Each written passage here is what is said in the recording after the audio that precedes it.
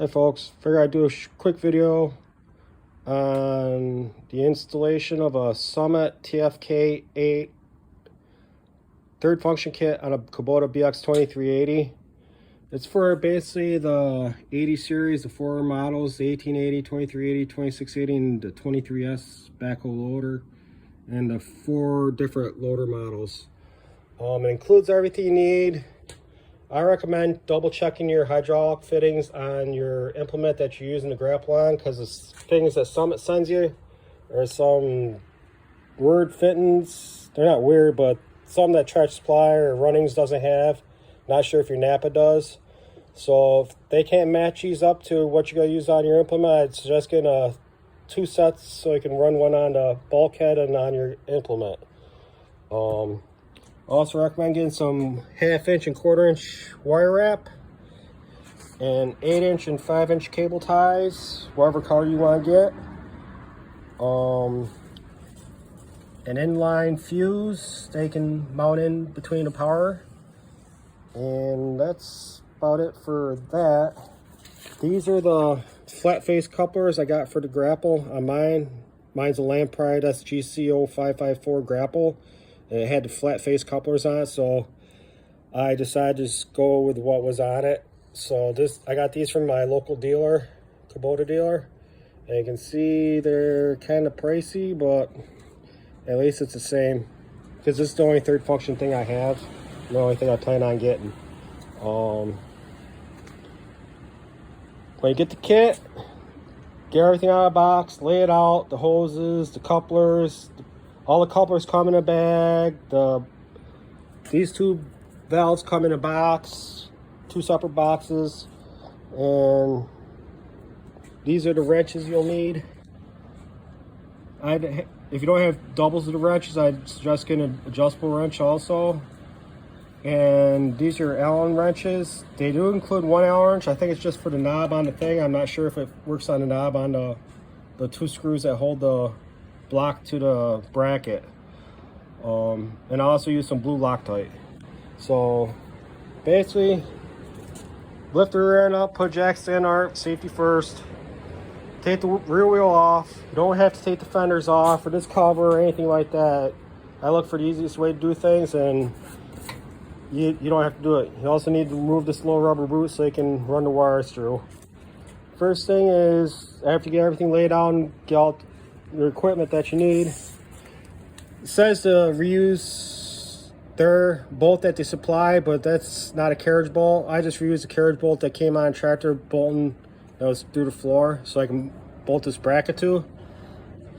Make sure you take this little fiber cover off this valve here. And it's got four little plugs holding it in. So just take that off. Then when you mount it, you can see it says BT facing the outside, and the P faces the inside, along with the P on the aluminum block faces toward the tractor. Then you mount the fittings, hydraulic fittings, on the top and the bottom.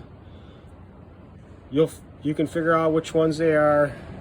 The angle ones go on the bottom, the other ones go on the top. Then the power beyond is right here.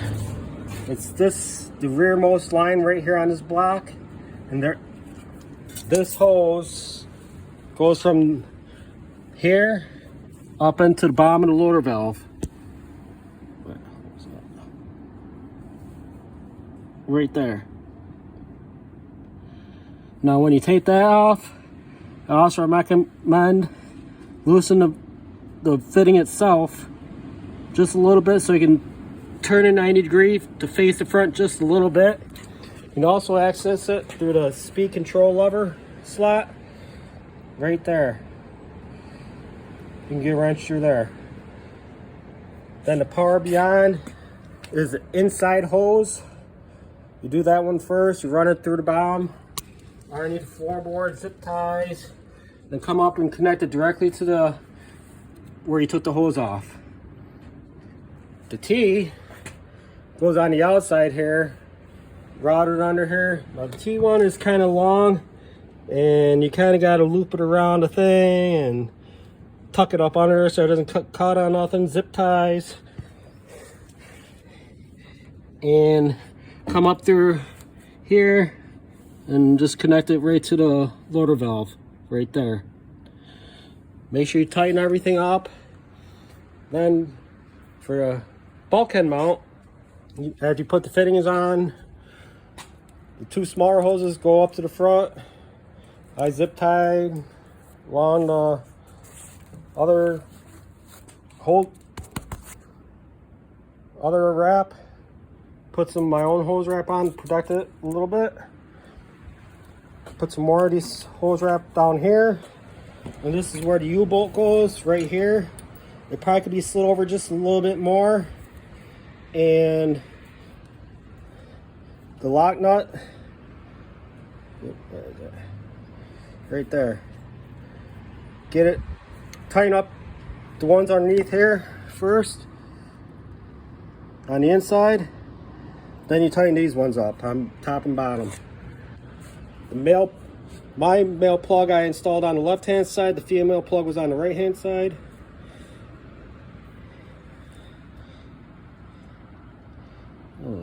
Yep.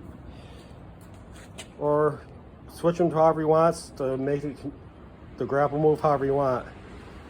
And for electrical, you gotta take the old knob off, lift knob, because this is a mount that comes with 2 buttons. I face them this way. You can face them to the front if you want, however you feel comfortable.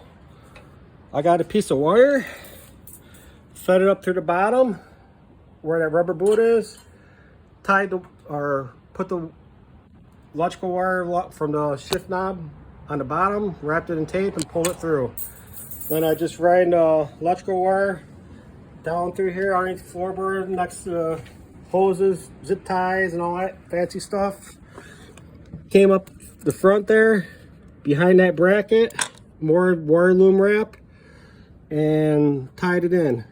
I put the positive is the red on the battery, and black is the negative, goes right to the other side battery. You can mouse them out. I tried first mounting to a bolt here, right there. However you feel comfortable doing it. Video I see mounted to the battery, so that's why I did. I also got like a little switch up here, but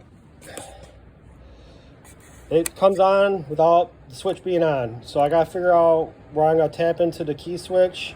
Some people say you can use a cigarette plug over on the inside the toolbox, but that's gotta go all the way around all that stuff, and you gotta lift the fender up to actually access the back of the plug. So I wasn't doing that. Then just double check the fittings on your implement.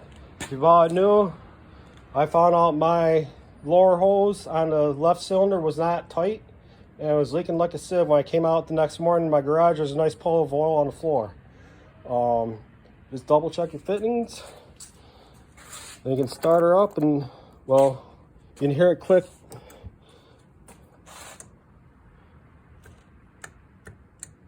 Now the style that was in this video, his little sound lights on top had like a nice little light, indicator lights showing they were on, but this one doesn't.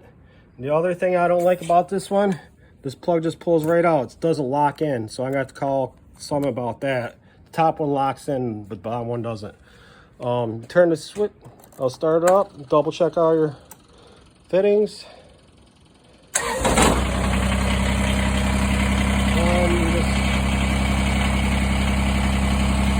Make sure it works.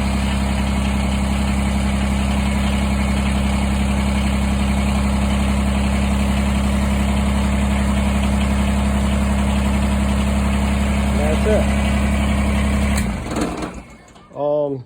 Hope this helps somebody that's installing one of these. I'm not sure how the lamp right function is. I think those are a little bit different. You may have to take the seat pan off and stuff to get you install that one, but the Summit one, you don't. I hope this helps somebody. If you want to leave a comment, I'll read comments. It's my first video I posted on YouTube, so I hope this helps somebody. All right, thank you.